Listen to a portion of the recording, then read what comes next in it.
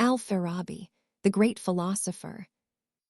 Welcome to our English learning series. Imagine a great teacher from ancient Greece. His name was Aristotle. He was called the first teacher because he gave the world the gift of logic and science. Now, imagine another great teacher. He lived more than 1,000 years after Aristotle in the Persian world. His time was full of new ideas and learning. He learned Aristotle's ideas. He studied them carefully. Step by step, he built his own thoughts. Then he connected the wisdom of ancient Greece with the new ideas of the Islamic world. This man was Al-Farabi. Did you know about the second teacher? This is Al-Farabi's most famous title. It means he was the most important philosopher after Aristotle. He was a brilliant thinker. He was a master of logic, the science of correct thinking. And he was also a talented musician who brought beauty and wisdom together. He lived in the 9th and 10th centuries. This was during the great Islamic Golden Age. Most scholars say Al-Farabi was born in Farab, a city in today's Kazakhstan. This city was part of the old Persian world. His life was not a story of kings and riches. It was a story of a quiet, simple life dedicated to one thing, the search for wisdom. Al-Farabi did not want to be rich or famous. He chose to live a very simple life. He was an ascetic, a person who lives a very simple life with no luxuries. There is a famous story about Al-Farabi. A king invited him to his court.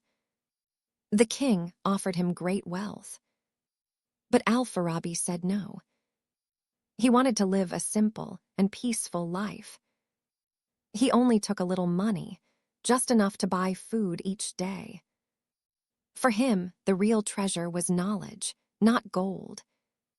This shows he loved learning more than money. He left his home and traveled to the greatest city in the world at that time, Baghdad.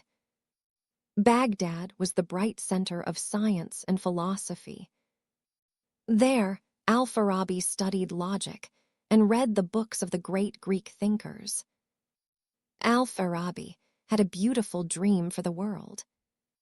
He wrote about it in his most famous book, The Virtuous City, Al-Madinah al-Fadila. What is a virtuous city? It is a perfect city. It is like a healthy human body. In a healthy body, every part, like the heart, brain, and hands, works together. In the same way, in the virtuous city, every person works together for the good of all. The ruler of this city is like the heart. He is not only a king, he is also a wise philosopher. He is a person who loves justice and knowledge. The goal of this city is not to be rich. The goal is to help every person become the best version of themselves. Al-Farabi was not just a wise thinker. He was also a great musician. He wrote a famous book about music, the Great Book of Music, Kitab al-Musica al-Kabir. There is also a fun story about his amazing talent. One day, Al-Farabi went to a king's palace. He wore simple clothes, and no one knew him. He sat quietly and played his oud, a stringed instrument. First, he played a happy song. Everyone, even the king, laughed loudly.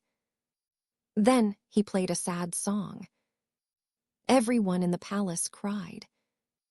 Finally, he played a calm song. The king, his guards, and all the people fell asleep.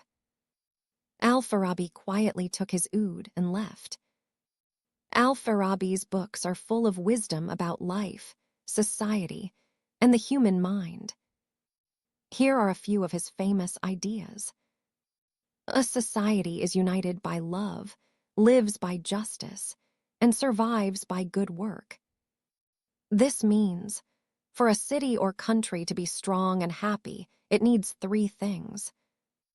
People must care for each other, love. The laws must be fair, justice. And everyone must do useful work. The ideal city must support justice and hate injustice. This means a good government must protect fairness and stop anything that is cruel or unfair. If you think you know everything, you will not grow. This means, to grow, you must be honest with yourself. Being humble is the first step to wisdom. An idea first appears in a word. This means our words are very powerful. They are the home where our thoughts are born. The words we use can change our ideas and what we do. Philosophy gives meaning to all sciences. This means science shows how the world works. Philosophy asks why it matters. Together, science and philosophy help us understand both facts and purpose.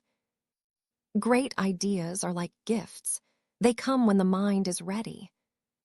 This means sometimes we do not make ideas. They come to us when we are quiet and listening. Al-Farabi died in the city of Damascus, in today's Syria. His tomb is in a small, simple cemetery there. It is a quiet and humble place, just like the man himself. People who love philosophy and wisdom visit it to honor the great second teacher. Al-Farabi is one of the most important thinkers in history. He saved the wisdom of the ancient Greeks and brought it into the Islamic world. His ideas created a foundation for all the great philosophers who came after him, like the famous Avicenna. He gave us the idea of a perfect, just society. He taught us that music, philosophy, and science are all connected.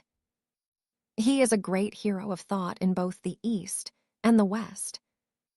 In Iran, there is a special day to remember his great mind and works. In November, people celebrate Philosophy Day to remember Al-Farabi. In 2020, UNESCO honored Al-Farabi for his great ideas. That is why Al-Farabi will always be celebrated. He is the second teacher. He is the great philosopher who dreamed of a better world. He teaches us that the best goal in life is to search for wisdom. Thank you for learning about Al-Farabi with us. Which of Al-Farabi's ideas do you think can help our world today? Share your thoughts in the comments and subscribe for more videos about Persian culture and history.